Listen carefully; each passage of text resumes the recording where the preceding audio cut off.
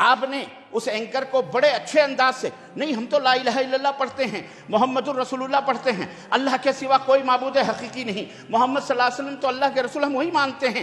اصل میں کیا ہے، تکبر سے اللہ نے منع کیا ہے، گھمنڈ سے اللہ نے منع کیا ہے، تو ہم اس لیے ان حضرت کی بابا فرید الدین گنج شکر کی چوکھٹ پہ جا کر ہم نے اس لیے سر جھکا دیا تاکہ ہمارے اندر سے تکبر نکل جائے، ہمارے اندر سے غرور نکل جائے، ہمارے اندر سے گھمنڈ نکل جائے۔ اس بیوقوف کو کون سمجھائے؟ اللہ انہیں ہدایت عطا فرمائے۔ اتنے بڑے ملک کے سربراہ ہونے کے باوجود بھی یہ ذہنیت، انہیں پتہ نہیں کہ لا الہ الا اللہ کا مطلب کیا ہوتا ہے۔ لا الہ الا اللہ کا مفہوم یہی ہوتا ہے کہ یہ گردن کٹ جائے رب کی چوکھٹ کے سوا، کسی نبی کے، کسی رسول کے، کسی درگاہ، کسی ولی، کسی پیر کے چوکھٹ کے اوپر یہ گردن نہیں جھکنی چاہیے۔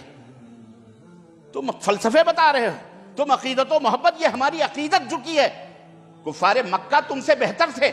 کفار مکہ اللہ کو تسلیم بھی کرتے تھے۔ کون کہتا ہے کفار مکہ اللہ کو نہیں مانتے تھے؟ خانہ کعبہ کی چوکھٹوں پہ وہ سجدے کرتے تھے، خانہ کعبہ کا طواف کرتے تھے، اللہ کو مانتے تھے، وہ حج بھی کرتے تھے، وہ سب کچھ کرتے تھے، اس کے باوجود بھی وہ کافر قرار دیے گئے۔ کیوں؟ اس لیے کہ وہ اللہ کے سوا 360 بت جو تھے انہیں بھی حاجت روا سمجھتے تھے، انہیں بھی عقیدت کا مرکز سمجھتے تھے، ان سے بھی ان کو محبتیں تھیں، ان کے سامنے بھی وہ سجدے کرتے تھے، سر جھکاتے تھے، نظر و نیاز کرتے تھے، فریاد کرتے تھے۔ میں پوچھنا چاہتا ہوں، تجھے کسی مردے کی چوکھٹ پر سر جھکانے کی کیا ضرورت پڑی؟ یہ سجدہ تو صرف اللہ کے لیے حلال ہے۔ نبی کائنات نے فرمایا تھا، جب کسی صحابی نے کہا کہ اللہ کے نبی، ہم نے تو قیصر و کسریٰ کے دربار دیکھے، وہاں ان کے ماننے والوں کو دیکھا، وہاں وہ اس کے سجدے کرتے ہوئے، ہم نے اس کے ماننے والوں کو دیکھا کہ وہ اس کے سجدے کرتے ہیں۔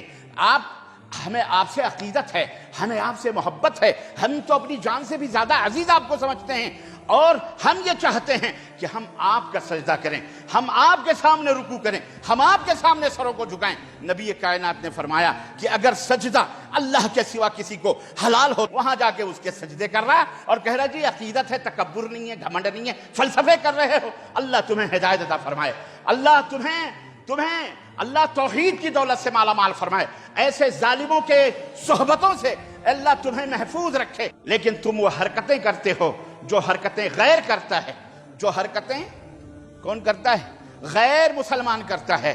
اس لیے اسلام رسوا ہو رہا ہے۔ یہ شیطانیت کا کام اللہ کے اس ماہ محرم میں ہو رہا ہے، اور تم نے اپنی اصل میں وقات ہی ختم کر دی نا۔ تم اپنے ہاتھوں سے کھپچیاں بناتے ہو، کھپچیوں سے تازیہ بناتے ہو، منارے بناتے ہو، گنبد بناتے ہو، کہ تو یہ تازیہ بابا اپنے ہاتھوں سے جھنڈے بناتے ہو، علم بناتے ہو، یہی نہیں اپنے ہاتھوں سے دلدل بناتے ہو، پھر اس کے سجدے کرتے ہو۔ ان بے جان مردہ کھپچیوں، ابرق اور قسم قسم کے کاغذوں سے تم خود بناتے ہو۔ غیر مسلموں کی شبیہ بت پرستی اسلام میں نہیں ہے، اس لیے یہ لوگ فساد پیدا کر رہے ہیں۔ تم ایک اللہ کی پرستش کرو، تم ایک اللہ کے سامنے اپنے سروں کو جھکاؤ، تم ایک اللہ کی چوکھٹ پر اپنے سروں کو جھکاؤ۔ تم قبروں کی چوکھٹوں پر، مردوں کی چوکھٹوں پر سر جھکاتے ہو۔ یہی وہ خرابیاں ہیں جو تمہیں ذلیل و رسوا کر رہی ہیں۔